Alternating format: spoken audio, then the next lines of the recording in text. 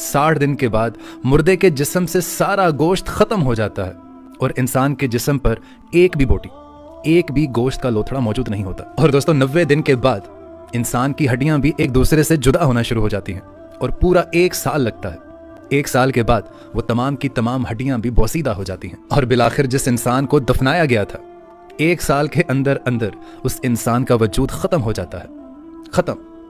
अब मुझे ये बताएं कि अगर 1 साल में हमारा वजूद ही खत्म हो जाता है तो मेरे दोस्तों ये गरूर, ये तकब्बुर, ये हिर्स, ये लालच, ये घमंड, ये दुश्मनी, ये हसद, ये बुग़्ज़, ये जहां की इज्जत, वकार, नाम, पेशा किसके लिए?